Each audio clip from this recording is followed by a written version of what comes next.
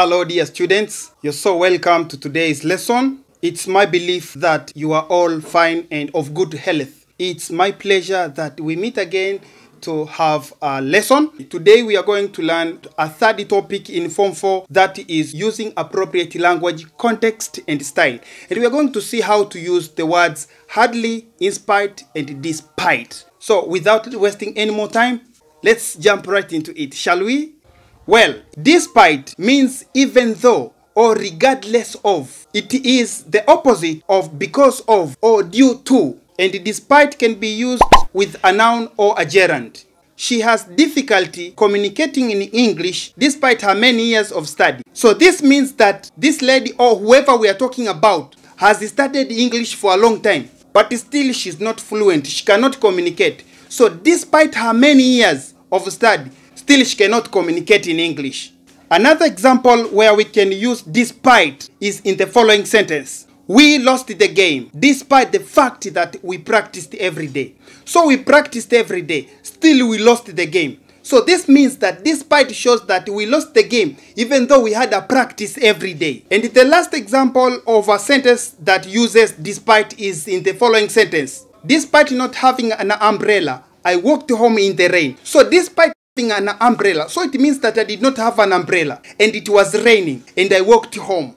Now dear students, can you make any sentences using the expression despite? Okay, now you go to the quiz session and you construct two sentences using the word despite and using the word despite that. These questions will be marked automatically. You will get to see if you have constructed a correct sentence or a wrong sentence. So now dear students, using in spite of. In spite of means exactly the same thing as despite. And they are used exactly the same way. Only that in spite carries of. So you cannot say in spite the fact, but you say in spite of the fact that. And you cannot say despite of. You say despite the fact. So examples of the sentences where we can use in spite of the fact is exactly in the same sentences that you use despite. For example, in the first sentence we said that she has difficulty communicating in English despite her many years of study. Now using in spite of, we can say she has difficulty communicating in English in spite of her many years of study. So this exactly means that she has been studying English for a long time, but still she cannot communicate in English. So in spite has been used exactly the same place where despite was used. When we use in spite of, we only get rid of despite. The second sentence was we lost the game despite the fact we had a practice every day. Or we lost the game despite the fact we practiced every day. So if we want to use in spite of in this sentence, it will be like, we lost the game in spite of the fact that we practiced every day. So the meaning here still remains the same, only the change of despite and in spite of. And the very last example is, despite not having an umbrella, I walked home in the rain. So this sentence is using despite. We can easily change it from despite to use in spite, and this is how it will sound.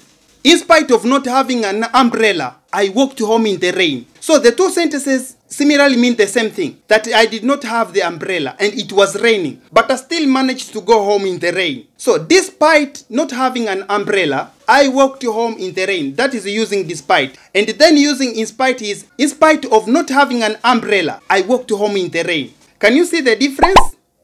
Now dear students, let me give you a hint before I sum up this lesson.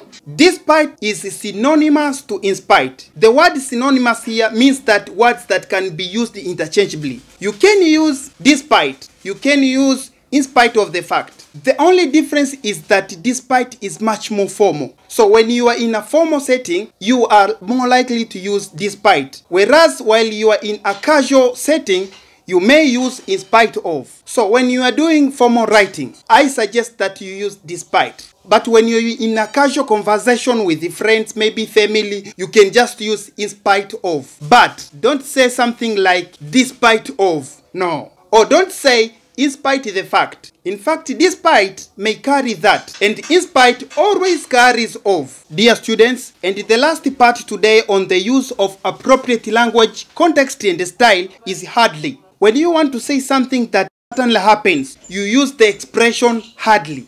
So hardly means that something merely happens. It never happens. It never occurs. That's why you use the expression hardly. So in a following sentence, we have a situation whereby something never happens and we are doomed to use the expression hardly. For example, if you never go swimming, you cannot swim, and maybe you dislike swimming, you may construct a sentence like this one: I hardly go swimming. So when you say I hardly go swimming, it really means that you never go swimming. Another example is like in a sentence like this one: I hardly play football. This means that you do not play football. If you say she never plays netball, she never plays football, or maybe he never plays football, this means that he does not do this sport. So you can change never to hardly.